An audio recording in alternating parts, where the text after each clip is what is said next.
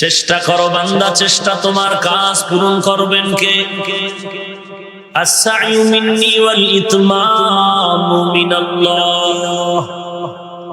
বান্দা তোমার পক্ষ থেকে চেষ্টা করো কি পরিমাণ? 1 বিঘা তুই আগায় যাবি, আমি আল্লাহর রহমত তোর কাছে 1 হাত আগায় যাব। তুই বান্দা 1 হাত আগায় যাবি, আমি আল্লাহর রহমত তোর দিয়ে 2 হাত আগায় যাবে।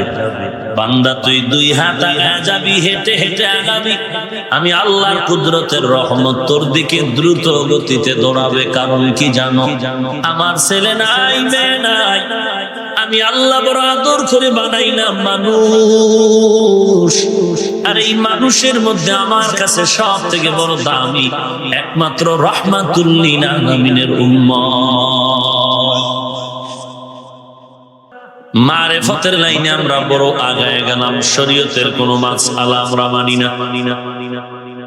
আরে নবীর উম্মতের দল, এইরকম মারেফতের বহু সম্রাট দেখবেন, পেছন দিক দিয়ে তাকাইলে লেডিস না জন্ডিস বোঝা যায় না, চুল বড় লম্বা।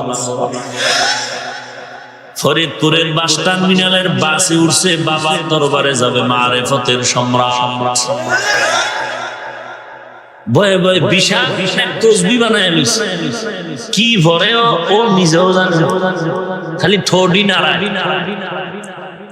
তো বাস স্ট্যান্ডের মধ্যে অনেক ভিক্ষুকরা ভিক্ষা করে, অন্ধ, হাতে একটা লাঠি নিয়ে বাসের মধ্যে উঠায় ডাক দিয়া কয়, ভাই আপনারা চলন্ত পথে যাত্রা করবেন, বিপদ আপদের হাত পাও নাই, কখন ঠ্যাং ভাঙ্গে পাও ভাঙ্গে বলা যায় না, দান করেন। আমি অন্ধরে কিছু দান করে আপনার কিছু টাকার বিনিময়ে আমার পেট ঠান্ডা, বাচ্চাদের মুখে হাসি আসবে। সাথে সাথে চুল লম্বাওয়ালা মারেফতের সম্রাট টাকা দিয়ে দিল। অন্ধ আশ্চর্য হয়ে গেল, এত চিল্লানির পর কোনদিন এত দান পাই না, আজকে চাওয়া মাত্র পাইলাম। কে দিল? একটু দোয়াটা আগে করে নিয়েছে। অন্ধ ভিক্ষুক হাতটা বাড়ায়, ডান হাতটা দিয়া গায়ে হাত দিয়া মাথা হাত বুলায় দেখে চুল বড় লম্বা। অন্ধ ডাক দিয়ে কয়, আল্লাহ তুমি অন্ধের দোয়া তো খালি ফিরাও না, আজকে আমি যাত্রা পথে যাত্রী ভাইদেরকে দোয়া করে দিলাম যে আমার আগে টাকা দিল লম্বা চুলওয়ালা, মেহেরবানি করে এই লম্বা চুলওয়ালার গর্ভে একটা নেককার বাচ্চা দিও রে মালিক।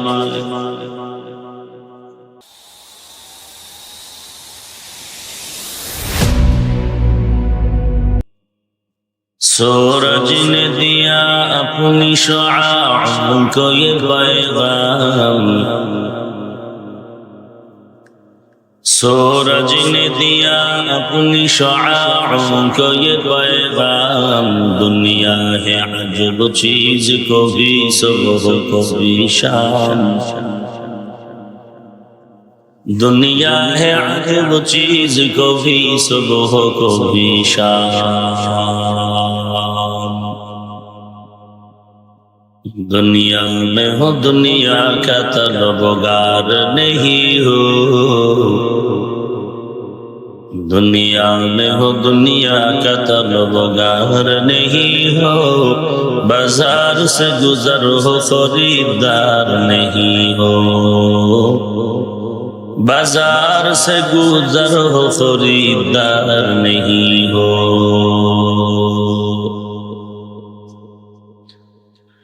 मकबूल तो है, शाद है, काबिल तो बहुत है,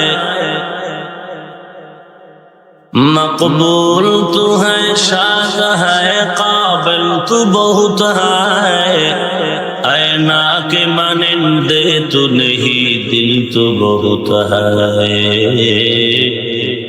ऐना के मानिंदे तो नहीं दिल तो बहुत है। ফরিদপুরের ঐতিহ্যবাহী দ্বীনী প্রতিষ্ঠান জামিয়া কুরআনিয়া দারুল উলুম চরকমলাপুর মাদ্রাসার বার্ষিক ওয়াজ মাহফিল 17 নভেম্বর 2019। মহতি এ মাহফিলে উপস্থিত মুহতারাম সম্মানিত সভাপতি, প্রধান অতিথি, বিশেষ অতিথি বৃন্দ, মুআজ্জাজ ও মুকাররম জাতির মাথার মুকুট ওয়ারাসাতুল আম্বিয়া হযরত উলামায়ে কেরাম,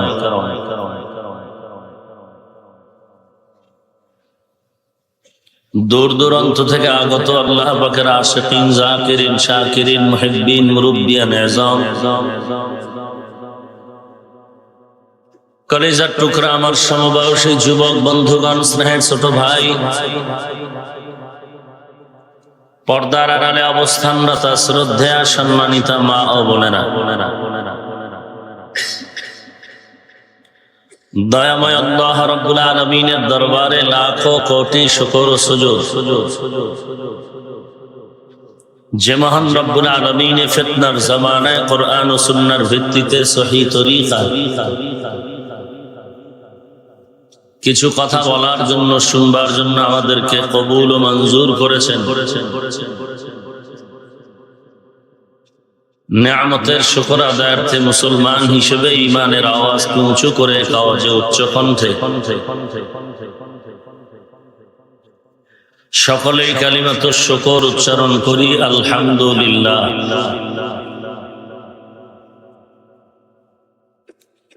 লক্ষ কোটি দরুদ ও সালাম সাইয়্যিদুল মুরসালিন রাহমাতুল লিল আলামিন শফিউল মুজনিবিন খাতামুন নবিয়্যিন সাইয়্যিদুস সাকালাইন ইমামুল মুরসালিন শফিয়ে আযম রাসূল আকরাম রহমত আলম নবিয়ুল আরব ওয়াল আজম হাবিব কিবরিয়া আশরাফুল আম্বিয়া সাইয়্যিদুল আম্বিয়া শফিয়ে মাহশর সাকি কৌসর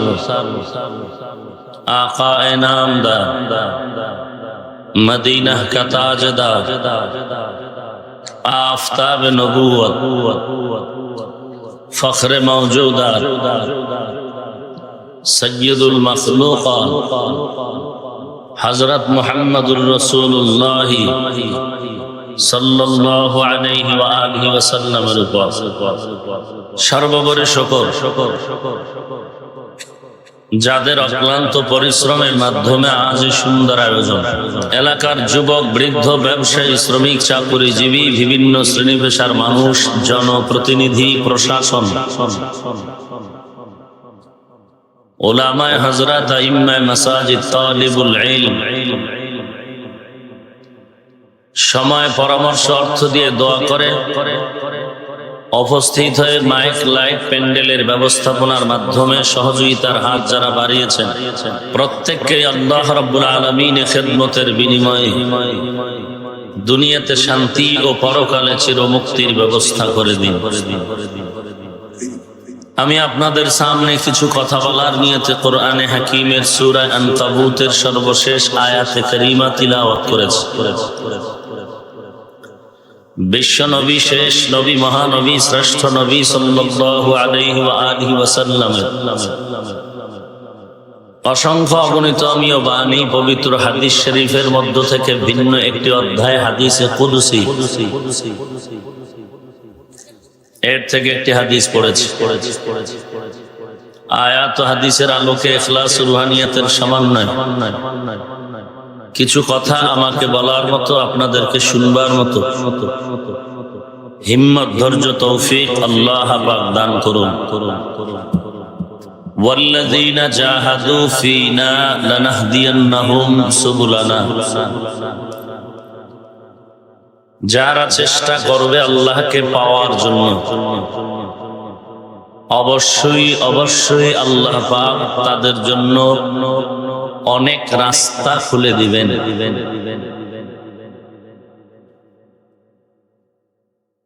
ওয়া ইন্নাল্লাহা লামাআল মুহসিনিন, এবং নিশ্চিত আল্লাহ পাক মুহসিনদের সাথেই থাকেন সব সময়। হাদিসে কুদসির মধ্যে আল্লাহ পাক বলেন, হে রাসূল করিম সাল্লাল্লাহু আলাইহি ওয়া আলিহি ওয়াসাল্লাম, উম্মতকে বলুন, যেই বান্দা বান্দি আমি আল্লাহ পাওয়ার জন্য 1 বিঘা অগ্রসর হবে, আমি আল্লাহ পাকের কুদরতের রহমত তার দিকে 1 হাত আগায় যাবে।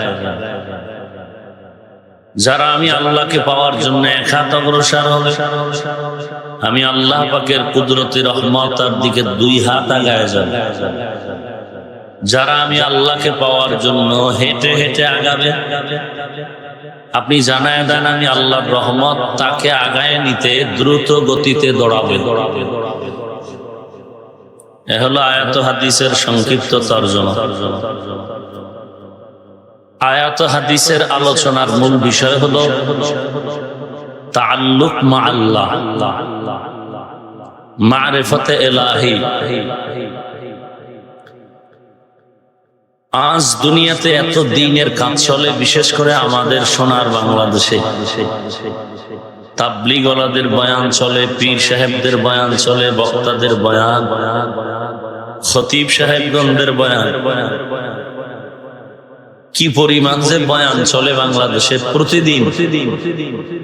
সবাই কর্মব্যস্ত, এরপরে জোহরের নামাজের পরে সব এখানে হাজির। কল্পনা করা যায়? সবাই ব্যস্ত, সবাই কর্মজীবী, সবাই কাজ নিয়ে আছে। এরপরও আল্লাহর বান্দারা এখানে আসছেন। কেউ জোহরের আগের থেকে এখানে আসছেন, কেউ হয়তো টাইম মতো খানাটাও খেতে পারেননি, শুনেছে এখানে জোহরের পরে বয়ান,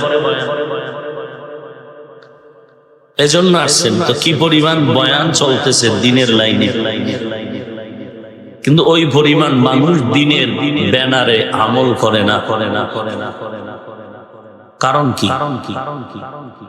কোরআন মিথ্যা, আল্লাহ মিথ্যা, জাহান্নাম নাই, জান্নাত আছে, পরকাল, কবর, হাসর সবই আছে। এরপরও মানুষ কেন আমল করে না?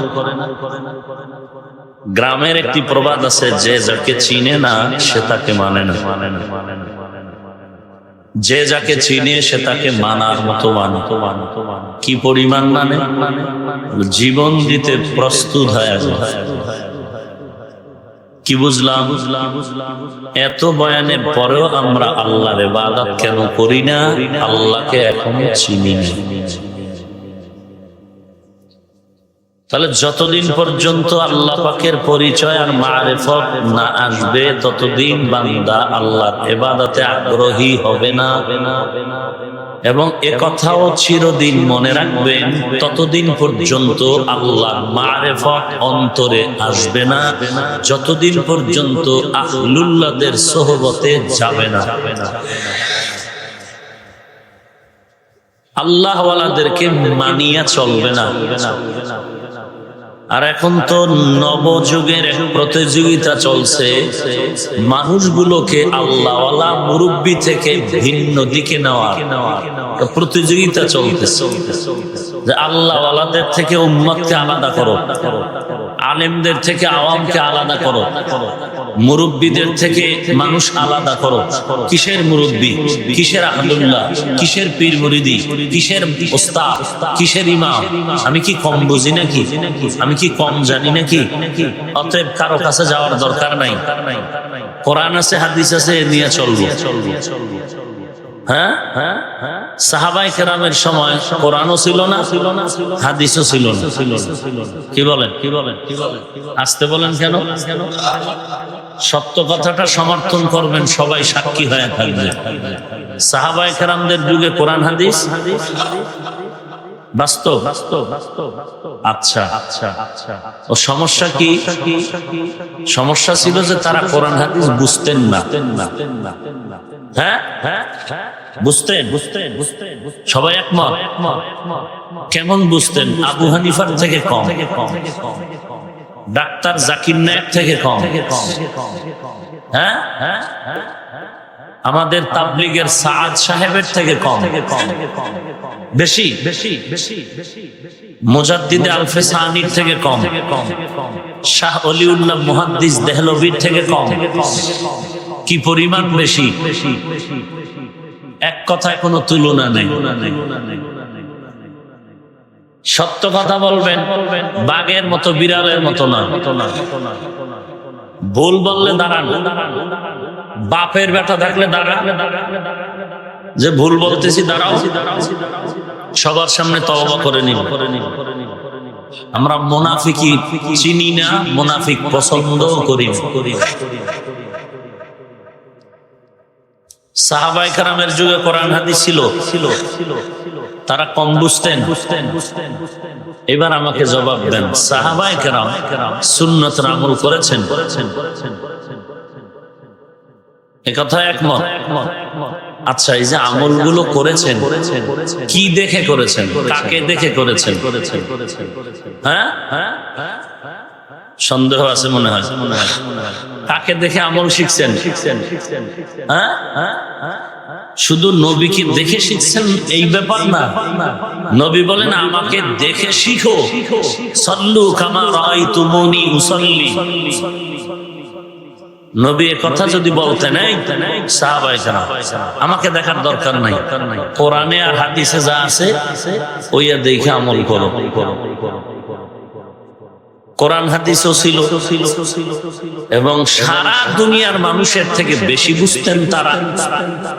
এরপরও নবীজিকে দেখে দেখে আমল করে শিখাই দিলেন যে কোরআন হাদিস বুঝার পরেও নবীকে দেখে আমল করার মানি আমরা তো শ্রেষ্ঠ নবীকে দেখে আমল করি। ও উম্মতেরা, তোমরা যারা নবী পাবা না, সাহাবাও পাবা না, তোমরা কি করবা? আমরা কোরআন হাদিস বেশি জানি, বেশি বুঝার পরেও নবীকে দেখে আমল শিখছি। আর তোমরা এমন এক যুগের সাহাবাও পাবা না, নবীও পাবা না, কোরআন হাদিসও আমাদের মতো বুঝবা। তাহলে তোমাদের কি পরিমাণ মুরব্বী দেখে আমল শিখতে হবে? বাইন্দা ফিডাল লাগে, বাইন্দা ফিডাই তো মুনাফিক। সাহাবায়ে কেরামের মতো কোরআন হাদিস বুঝবা না, তাহলে আমরা কোরআন হাদিস বুঝার পরেও যদি নবীকে দেখে আমল শিখি, আমাদেরকে দেখে যদি তাবেঈনরা আমল শিখে, তাবেঈনদেরকে দেখে যদি তাবেঈনরা আমল শিখে, তাবেঈনদেরকে দেখে দেখে যদি উলামায়ে কেরাম আমল শিখে, তুই মূর্খ আলেম দেখে শিখবি না কেন? বেয়াদব, তুই আলেম দেখে শিখবি না কেন? নবী ওদিকে ইশারা করে বললেন, আল উলামাউ ওয়ারাসাতুল আম্বিয়া। সভাপতি নাই, দস্তখত দিবে কে এখন? বুঝেন নাই? মিটিং এ সভাপতি নাই, এখন কে মিটিং চালাইবে কে? হ্যাঁ, এটা বুঝে, এটা বুঝে না। রাহমাতুল লিল আলামিন নাই, রাহমাতুল লিল আলামিনের প্রতিনিধিত্ব যারা করবেন কিয়ামত পর্যন্ত একমাত্র উলামায়ে আহলে হক।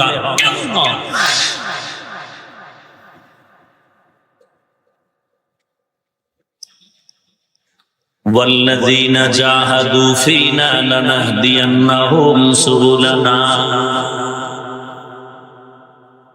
والذين جاهدوا فينا لنهدينهم سبلنا وإن الله لمع المحسنين।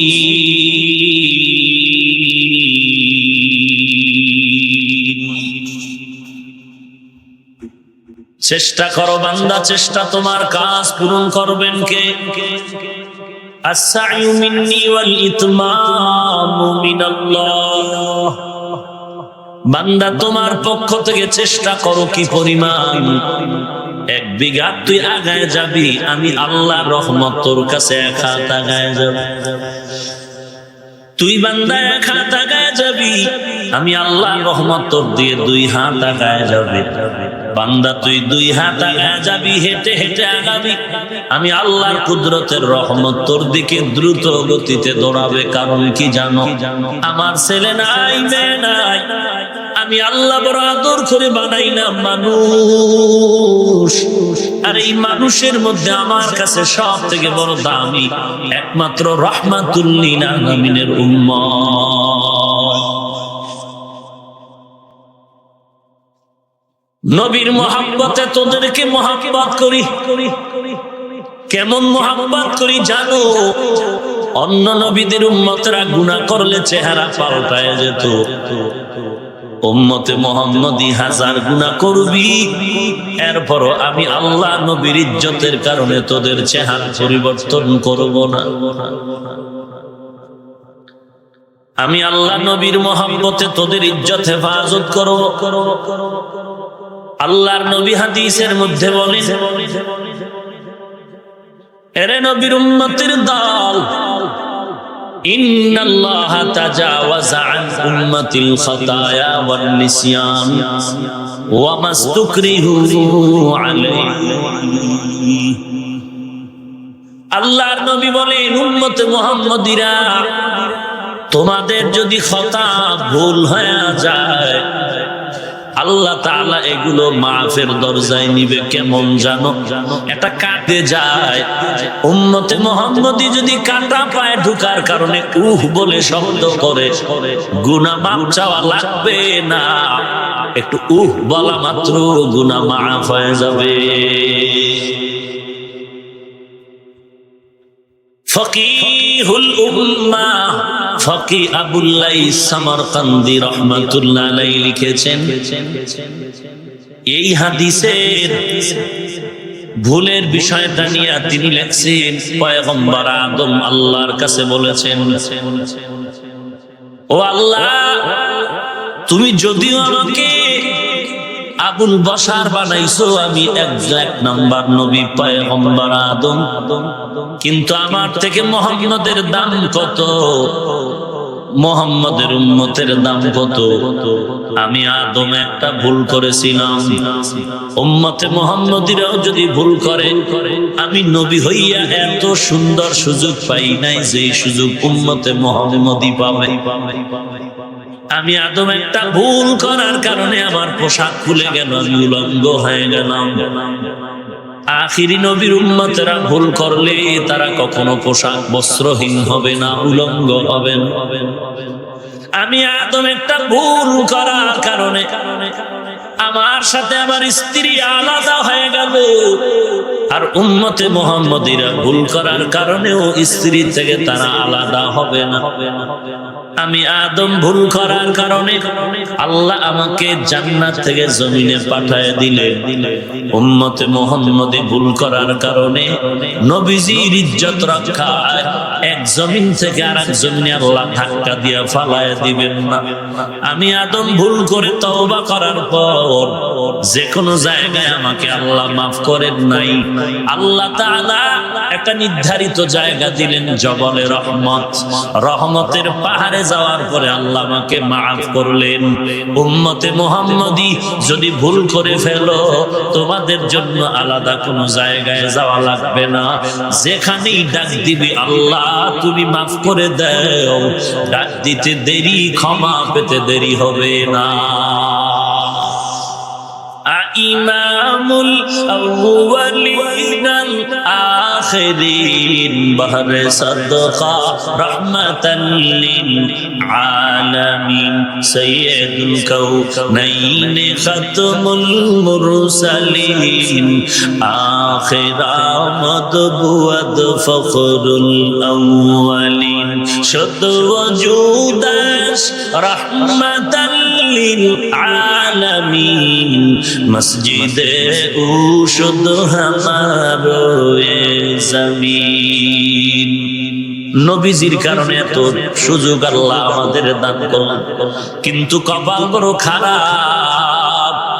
গাছ আমার নবীর পাগল, মাছ আমার নবীর পাগল, আসমান জমিন আমার নবীর পাগল। শুধু তাই না, স্বয়ং আল্লাহ আমার নবীর পাগল।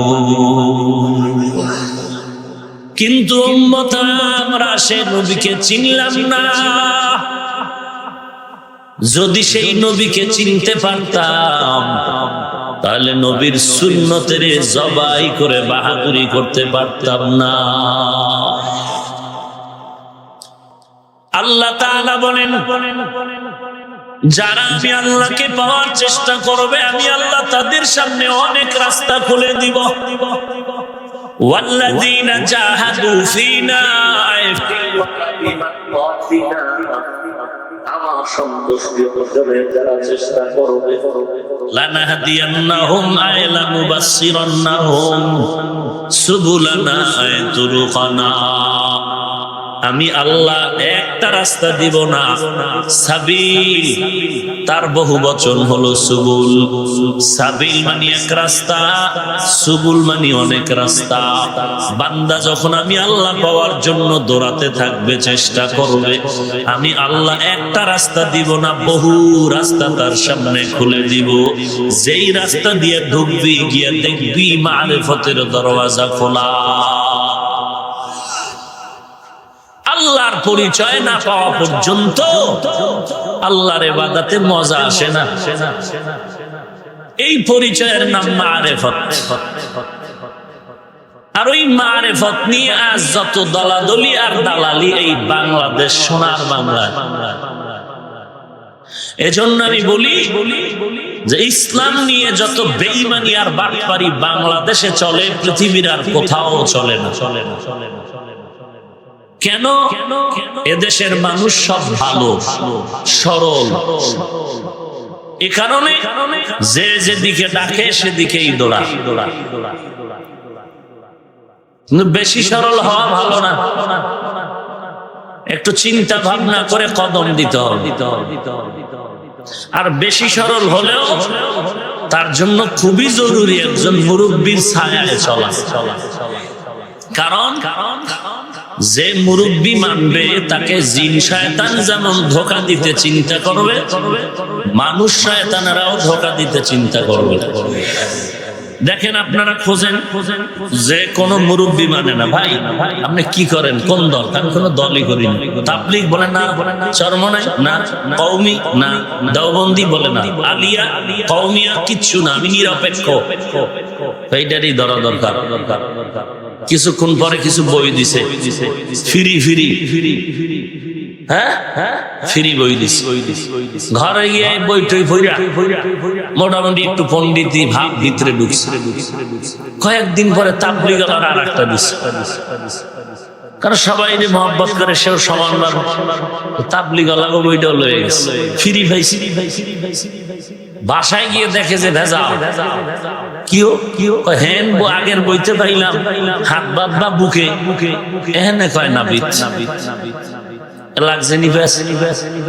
আর একদিন আর একজন আর একটা বই দিছে নিচে। এরকম 13 দলের বই ফইরা পুরা চান্দি গরম হয়ে গেছে। নামাজ মন চাইলে ভরে, মন চায় না ভরে না। আর এই দালাল গুলো আহলে বাতিল, যারা মুরব্বী মানে এদের ধোঁকা কম দেয়। এই সোরারা একটা বইও আমারে কিন্তু ফিরিয়ে দেয় না। আমারে দিলে ফায়দা না, যে হাফিজ ভাই তোমারে বই দিলাম, তুমি সারা দেশের মানুষকে বয়ান করো, এক সোরাও একটা বই দেয় না। কারণ জানে ও মুরব্বী মানে, বই দিলেই মুরব্বীরে দেখাবে। মুরব্বী দেখলেই কইবে 13 বার ইস্তেগফার পড়। যে বই লেখছে ও দান্দাবাজ, ও মুনাফিক। যারা মুরব্বী মানে এদেরকে জিন শয়তান যেমন ধোঁকা দিতে চিন্তা করে, মানুষ শয়তানও ধোঁকা দিতে চিন্তা করে। আর যার মুরব্বী মানে না, যত বড় ভাগরিওয়ালা হোক, ধোঁকায় ভরেনি। বাঙালি দেখো এত বড় হুজুর, এত বড় আল্লামা, এত বড় ডক্টর, সে কি ভুল করতে পারে? আমি বললাম তারে কি শয়তানে ধোঁকা দিতে পারে? হ্যাঁ, আমাকে ধোঁকায় পড়তেও পারে। বড় হুজুর বলেন এখানে যারা আছেন সব থেকে বড় হুজুর, বড় ডক্টর, বড় আল্লামা, বুখারী মুখস্থ, মুসলিম মুখস্থ, হাজার হাজার হাদিস কয়, আমাকে বলেন, সবাই বলবেন, সবাই, শয়তান কি একে ধোঁকা দিতে পারে? যদি বলেন পারে, আল্লাহর কসম সেও ভুল করতে পারে। আপনি তো দলিল দিয়ে বয়ে রয়েছেন বাঙালি ফতুয়া, এত বড় হুজুর ভুল করতে পারে? আল্লাহ হেদায়াত দান করুন। আরো আস্তে করে বলেন। এই মারেফাত নিয়ে বাংলাদেশে দালালি আর দলাদলি আছে না নাই? একদল বলে মারেফত বলতে কিচ্ছু নাই, এরা ভণ্ড। এরা কি? এদেরকে যারা ভণ্ড বলে না তারাও ভণ্ড। এখন জানার দরকার যে মারেফত আছে কই মোল্লা, হ্যাঁ আছে কই, জিগাবি আর দলিল দেবো, পারবো না তওবা করবো, শেষ। চেঁচামেচি করবি না দলিল পাওয়ার আগে। কোরআন শরীফে একটি আয়াতে আল্লাহ বলেন, ওয়ামা খালাকতুল জিন্না ওয়াল ইনসা ইল্লা লিয়াবুদুন।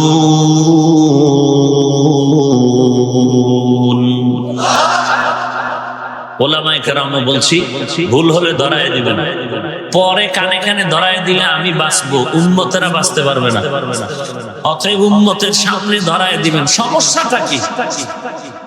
আমি যদি ভুল স্বীকার করি সম্মান কমে যাবে, সমস্যাটা কি? আমরা তো দেখেছি এরকম আল্লাহর বান্দা নামাজের 4 রাকাতের 2 রাকাত হয়েই গেছে। আমরা ছাত্র, বাজারের মানুষ সব মুক্তাদি, আমার ওস্তাদ 2 রাকাতের পরে কয় এই নামাজ ছাইড়া দেন। কি ব্যাপার? আমার লঙ্গি পাল্টাতে মনে নাই। কতদূর আল্লাহর ভয় আর ইখলাস থাকলে কাজ হয়।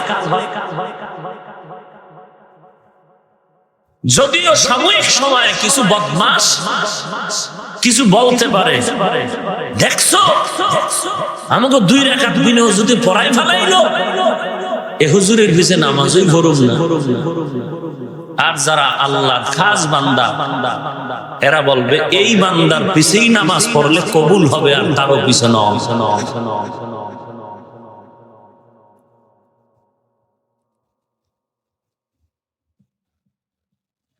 আল্লাহ কি বললেন? মা খালাকতুল জিন্না ওয়াল ইনসা ইল্লা লিয়াবুদুন। আমি মানুষ আর জিন সৃষ্টি করি নাই, করেছি একমাত্র ইবাদতের জন্য। অধিকাংশ মুফাসসিরিনে কেরাম তাফসীরের মধ্যে লিয়াবুদুনের ব্যাখ্যায় লিখেছেন আয়াত লিয়ারিফুন। আরাফা ইয়ারিফু থেকে মারিফাত, অর্থ কি দাঁড়াইলো? মা খালাকতুল জিন্না ওয়াল ইনসা ইল্লা লিয়ারিফুন।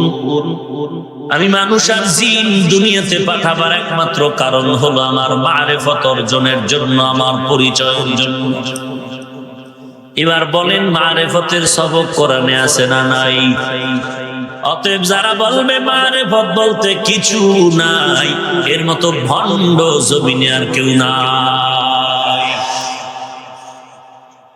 নাম্বার 2 ভণ্ড। আর একদল ভণ্ড আছে না, বলে মারিফত আমার জীবন, আমার মরণ, শরীয়ত বলতে কিছু নাই। আছে না নাই? মারিফতই আসল, মারিফত আসল, শরীয়ত বলতে কিছু। এরাও ভণ্ড। এরাও কি বলে? আমার মারিফত আসল, শরীয়ত বলতে কিচ্ছু নাই।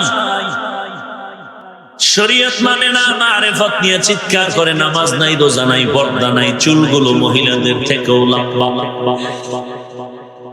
সব মারিফতের সম্রাট বটগাছ তলায় গাঁজা খায়।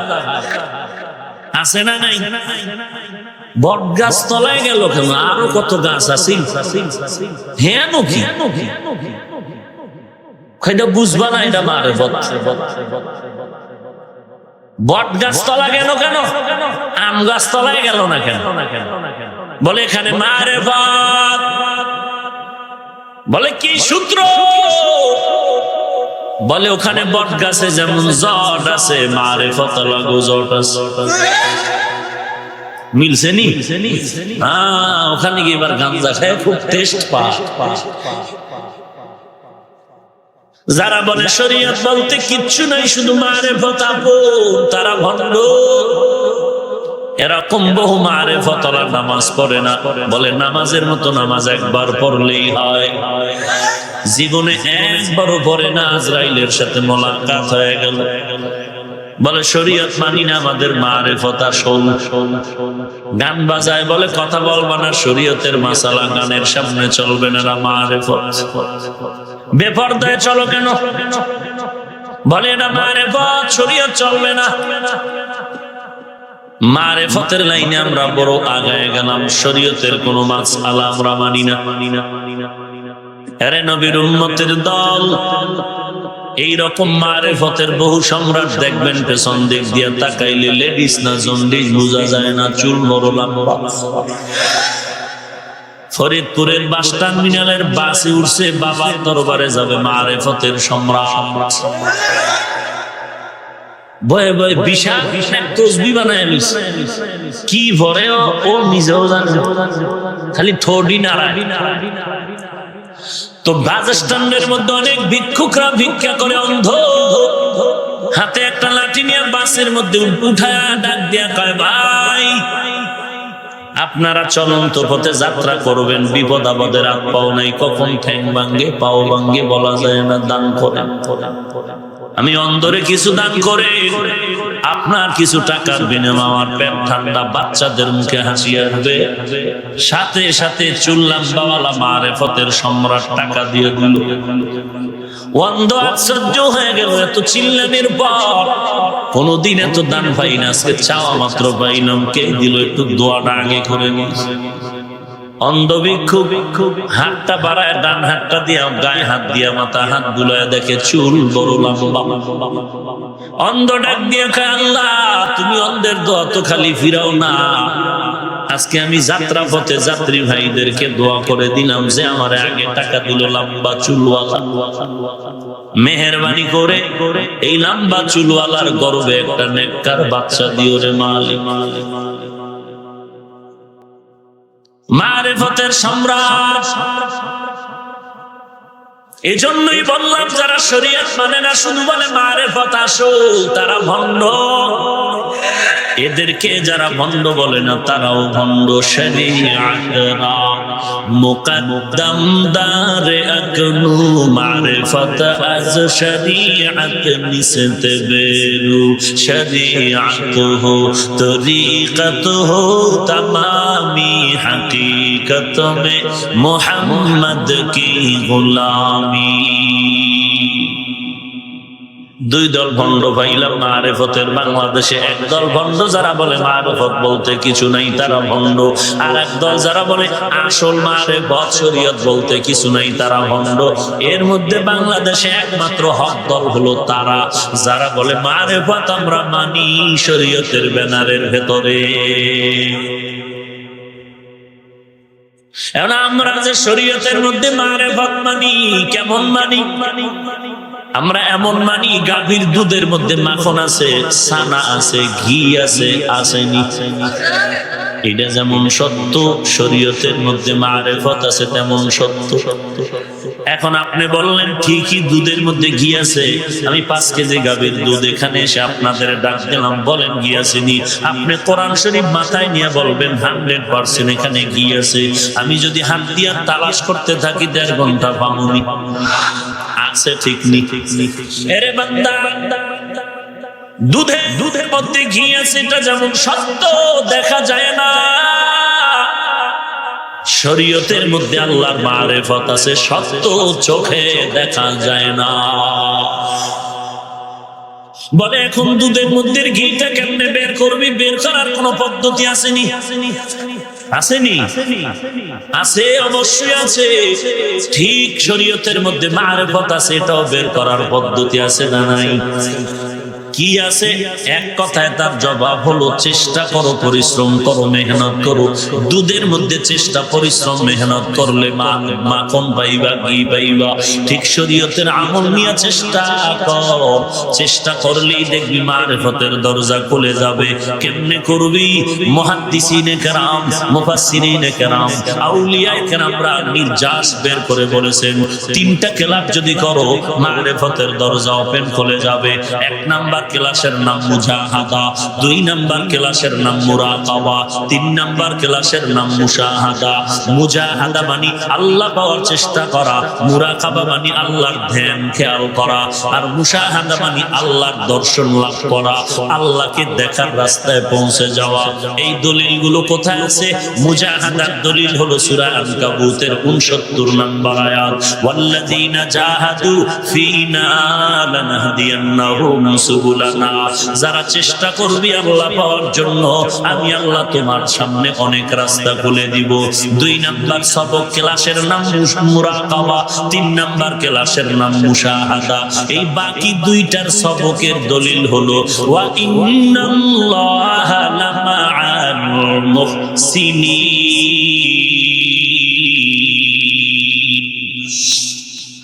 ইশারাতান জবাব দেওয়া হলো, আল্লাহ বললেন আমি মুহসিনদের সাথেই থাকি। মুহসিন কাকে বলে? যার মধ্যে ইহসানের দরওয়াজা আছে। মা মা'নাল ইহসান? ক্বালা নবী সাল্লাল্লাহু আলাইহি ওয়া আলিহি ওয়া সাল্লাম আন তা'বুদাল্লাহা কাআন্নাকা তারা ফাইন লাম তাকুন তারা ফাইন্নাহু ইয়ারাক। উম্মুল আহাদিস, উম্মুল জাওয়ামি'। হাদিসে জিবরাইলের মধ্যে আল্লাহ নবী বলেন ইহসান কাকে বলে?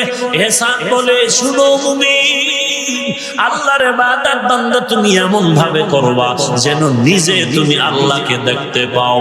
যদি আল্লাহকে দেখতে না পাও, এতটুকু নিয়তে আল্লাহর ইবাদত করো যে আল্লাহ আমাকে দেখতেছে, আল্লাহ আমাকে দেখেন, আল্লাহ আমাকে দেখেন, আল্লাহ আমাকে দেখেন। এর নাম মুরাকাবা। আল্লাহকে আমি দেখতেছি, এর নাম মুশাহাদা। আর এই দুইটা গুণের নাম ইহসান। আর এই ইহসানের গুণ যার মধ্যে থাকবে তার নাম হলো মুহসিন।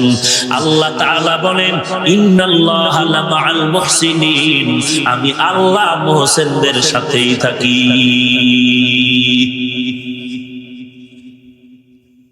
মুহসিন কারা? যার মধ্যে আছে ইহসান। ইহসানের দুইটা গুণ। হয়তো বান্দা আল্লাহকে দেখে ইবাদত করবে, না হয় আল্লাহ দেখেন দেখেন মনে করে ইবাদত করবে। এই মুহসিনের দাম কত? আল্লাহ তাআলা কোরআনের বিভিন্ন আয়াতের মধ্যে মুহসিনদের মর্যাদার বয়ান করেছেন। ইন্না রাহমাতাল্লাহি কারীবুম মিনাল মুহসিনিন।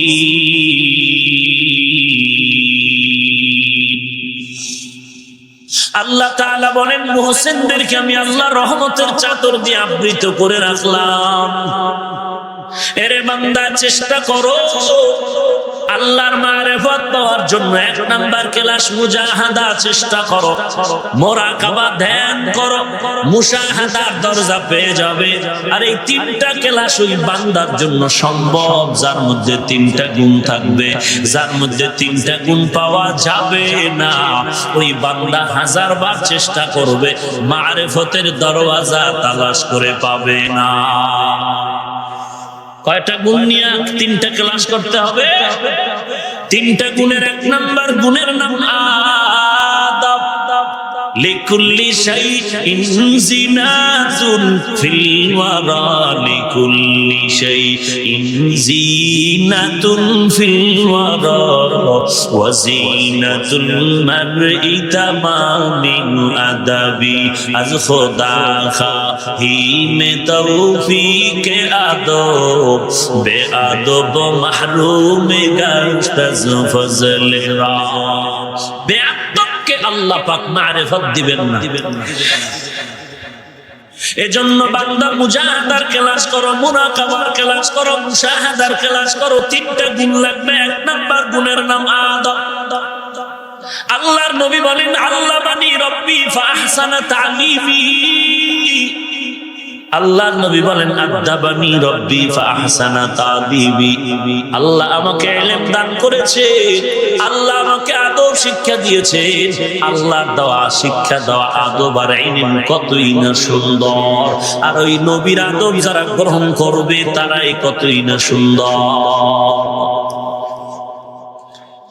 এক নম্বরে আদবের গুণ অর্জন করবে, আদবকে আল্লাহ ইলমের নূর দান করবেন না।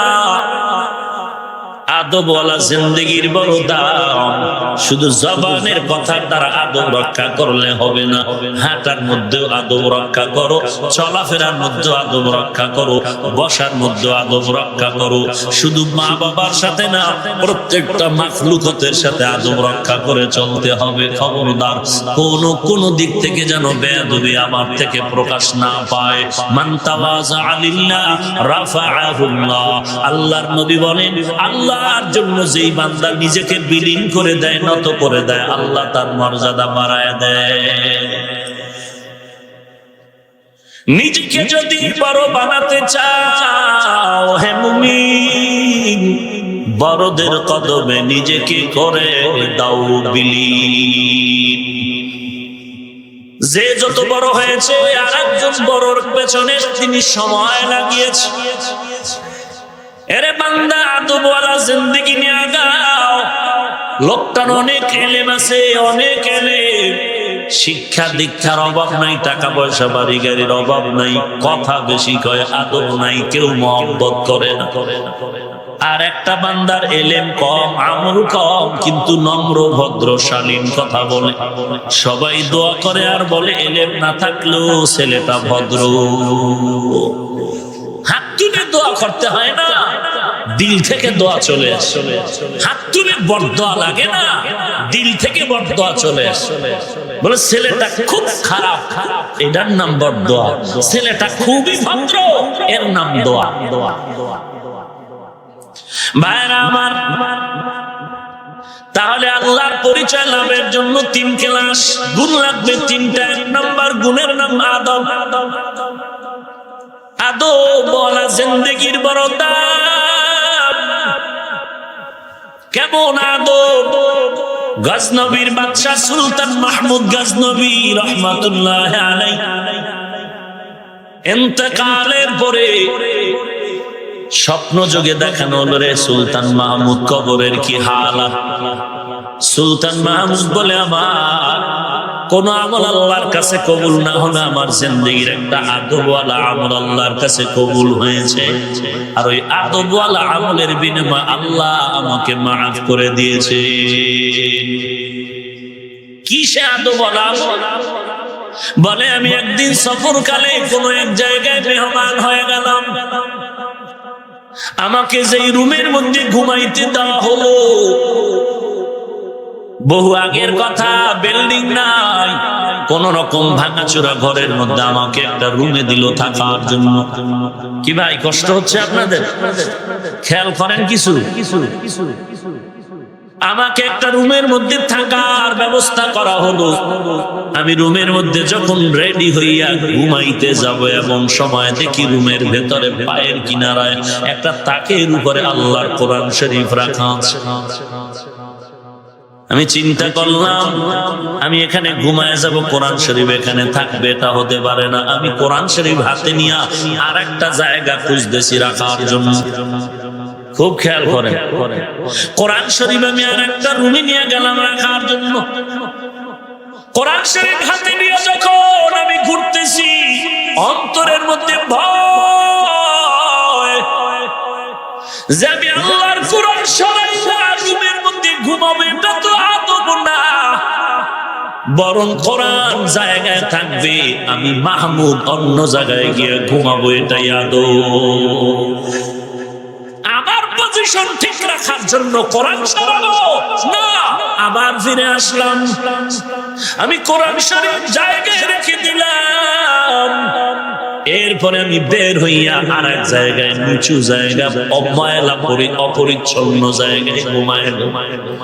আল্লাহ এই আমলটা কবুল করে আজ আমাকে কবরের ময়দানে মাফ করে দিয়েছেন। আল্লাহ লিকুল্লি শাইইন যিনাতুন ফিল ওয়ারা ওয়া যিনাতুল মারই তামামিন আদাবি আজ খোদা হিবে তৌফিকে আদব বে আদব মাহরুমে গাশ আজ ফজলে রা। নবীজি বলেন বয়ানের সময় সবাই বসো। একজন আল্লাহর আশিক নবীর সাহাবী কদমটা পেছন থেকে ঘরের ভিতরে এক পাও দিছে আর এক পাও বাইরে, মাঝখানে কি আছে? চৌকা, অন্য কিছু একটা আছে প্রতিবন্ধক। সাহাবী পাও একটা ভিতর আর একটা কই, এর মধ্যে কানে আওয়াজ আসছে বসো। আদেশটা দিলেন কে? পাওয়ার উড়ায় নাই, ওইটার উপরি হয়ে গেছে। এর নাম আদব। আদবওয়ালা ব্যক্তি কাউকে প্রশ্ন করবে না এটা কেন, এটা কেন, কোনো কেন নাই। আদবওয়ালা জিন্দেগির দৃষ্টান্ত কায়েম করেছেন হাসান বসরি রাহমাতুল্লাহ আলাইহির যুগে একজন ওলি কামেল বিশরে হাফি, যে ছিল মদের আড্ডাখানার একজন অধিনায়ক, যার জীবনটা মদের আড্ডায় চলে যায়। আজকে বিশরে হাফি রাস্তা দিয়ে যায়, একটা কাগজ পেল, দেখলো কাগজের মধ্যে আরবি লেখা। বিশরে হাফি সম্মান আর আদব করে কাগজটা নিয়ে মায়ের কাছে জমা দিয়ে মদের আড্ডায় চলে গেল। রাতের গভীরে মদ পান করে মাতাল হয়ে পড়ে রইল মদের আড্ডাখানায়। জামানার কুতুবুল আলম হাসান বসরিকে আল্লাহ ইশারায় জানায় দিলেন, রে হাসান, বাশারের কাছে গিয়া পয়গম্বরটা পৌঁছায় দাও, বাশার যেন তওবা করে দিনের লাইনে চলে আসে। হাসান বসরি মদের আড্ডাখানার মূল গেইটে দাঁড়ায় গেল। সব বড় বড় মদুদিরা তাকায় দেখে এলাকার বড় হুজুর। ডাক দিয়ে বলে, হুজুর আপনি মদের আড্ডাখানায় কেন আছেন? যত বড় চাঁদাবাজ আর সন্ত্রাসী বলো না কেন, ওরা ভালো করে বাংলাদেশে জানে কোন হুজুর টাকায় বিক্রি হয়, কেউ বিক্রি হয় না। যারা বিক্রি হয় এদেরকে ওরা পাত্তা দেয় না। আর যারা সুন্নতের মজবুত খাঁটি ওলি কামেল, ওরা মাঝে মাঝে গোপনে এদের হাতিয়ে দেয়, দোয়া নেয়, যার কারণে কোনো গজবের দোয়ায় ওরা মরে না। মরে মরে এত ঠাডা ভরে, ওদের উপরে ভরে না কেন? গোপনে গোপনে আল্লাহ ওয়ালারে হাতিয়ে দেয়, আল্লাহ ওয়ালার দোয়া নিয়ে যায়। আর আল্লাহ ওয়ালারা তো চোখ দেখে চেহারা দেখে দেন না, আল্লাহর মহব্বতে দোয়া দিয়ে। হায় হায় হায় হায়। হাসান বসরি বলে, বাশার নামের কেউ আছে নাকি বিশরে হাফি? বলে হ্যাঁ। ওই আমার সালাম জানাও।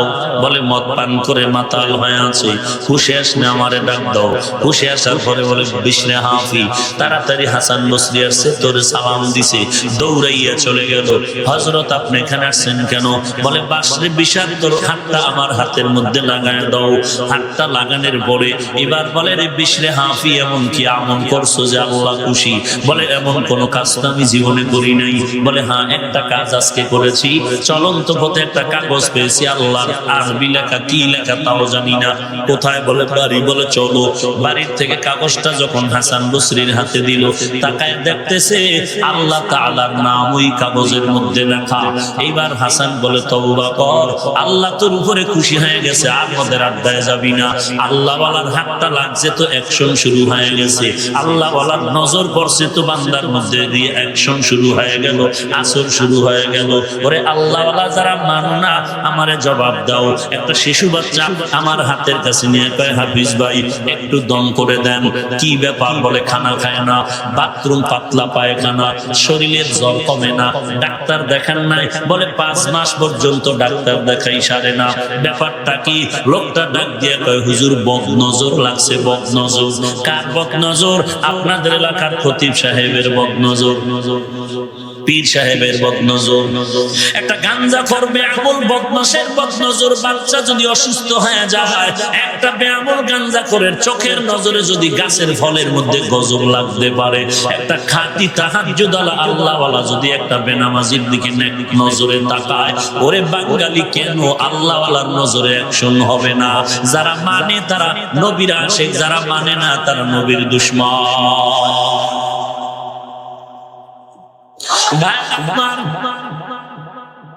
এইবার বিশরে হাফি তওবা করে ফেলেছে। কেমন দামি হয়ে গেল এখন বিশরে হাফি। জগতের মধ্যে এমন একজন বুজুর্গের খাতায় নাম উঠে গেল।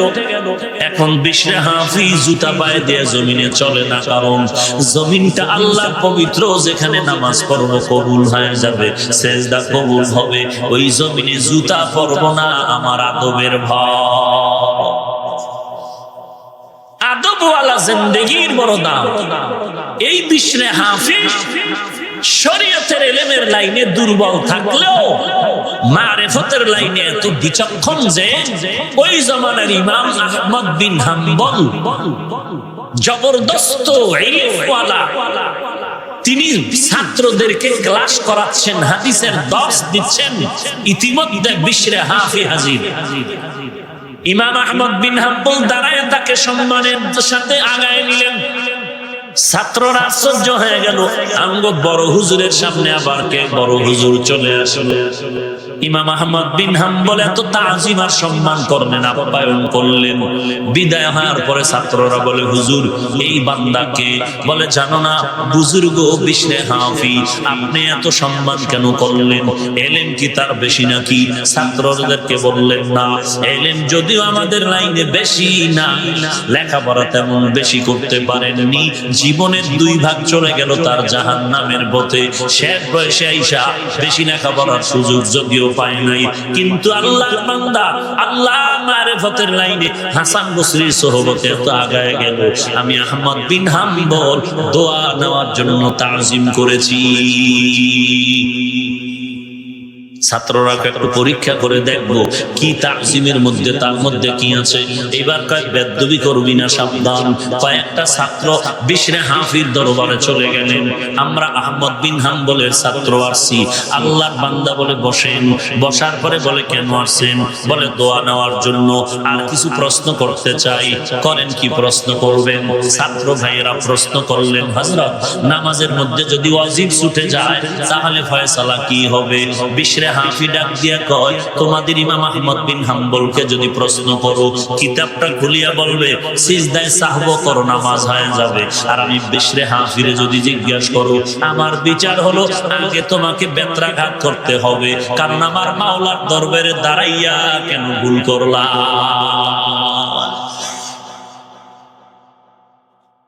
ছাত্ররা বলে, হুজুর আর একটা প্রশ্ন করো।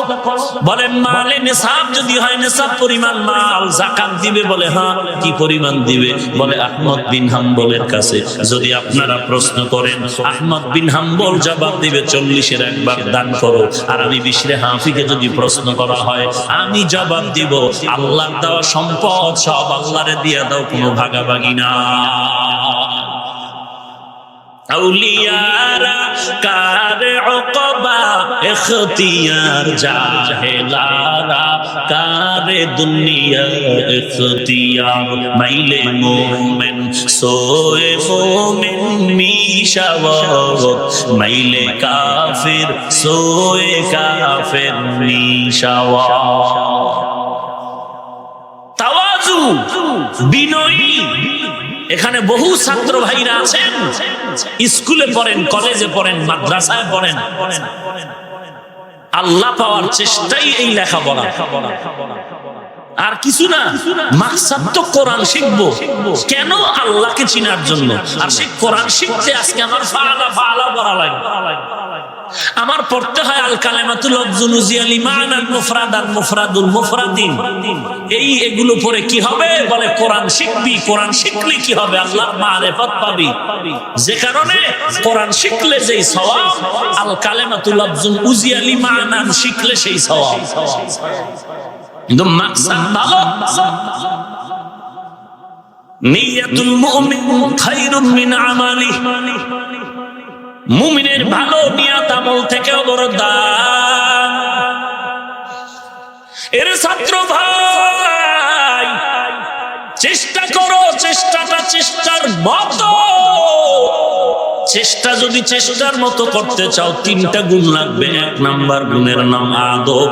বেয়াদব কোনোদিন ইলমের নূর পাবে না। এই জন্য দেখা যায় মাঝে মাঝে রাস্তায় দেখি অনেক পাগল ঘুরে, লঙ্গির অর্ধেক নাই, কিন্তু আশ্চর্য, আরবিতে কথা কয়, ইংরেজিতে কথা কয়। কি ব্যাপার? পাগলের জন্য কি আলাদা কোনো লেখাপড়ার স্কুল আছে নাকি? বলে না না। তো আরবি কয় কেন পাগল, ইংরেজি কয় কেন? বলে পাগল ইংরেজি কয় না, আরবি বলে না, বরং আরবি পড়নেওয়ালা ইংরেজি পড়নেওয়ালা ভালো ছাত্র অভিশাপে পাগল হয়েছে।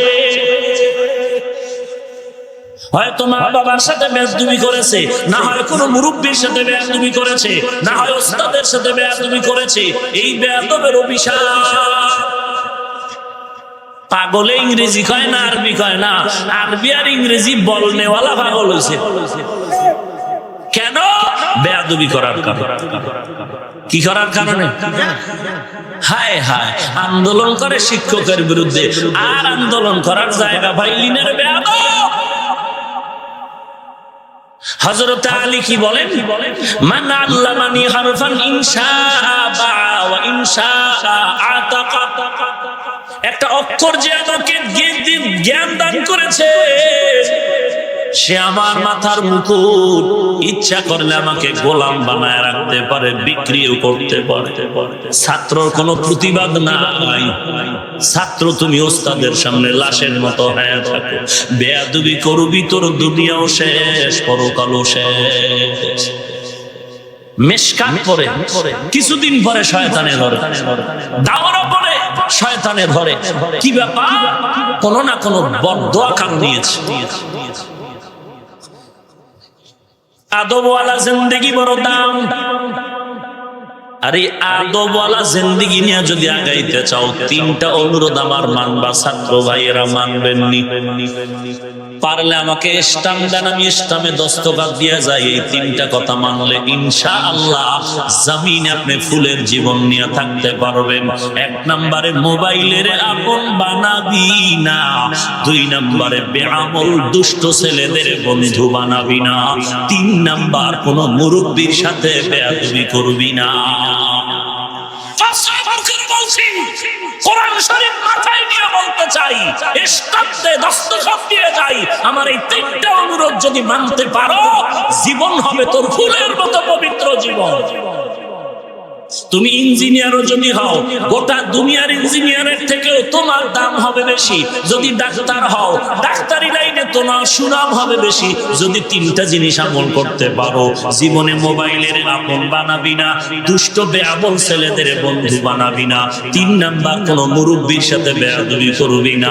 রিকশায় চলতেছো, ওইটা যদি দেখো একজন বুড়া দাড়িওয়ালা রিকশার ড্রাইভার, 5 টাকা ভাড়ার জায়গায় 10 টাকা দিবি, দোয়া পাবি।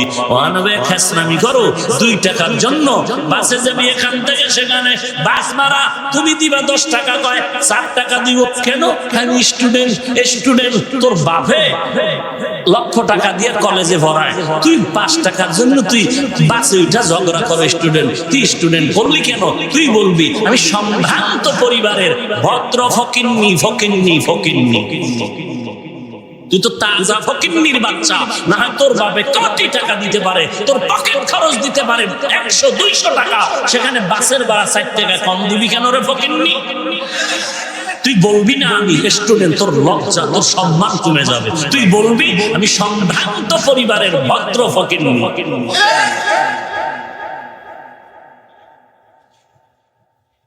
আল্লাহ সবাইকে হেদায়েত দান করুন। নামাজের সমাগত টাইম আর 2টা গুণ লাগবে। কয়টা? চেষ্টা করে আল্লাহ পাওয়ার গুণ কয়টা? আদব। 2 নম্বরে ধৈর্য। 3 নম্বরে তওবা, কান্নাওয়ালা তওবা। আল্লাহ পাক এই আলোচনার উপরে আমাকে আপনাদের সবাইকে সহি তরিকায় আমল করার তৌফিক দান।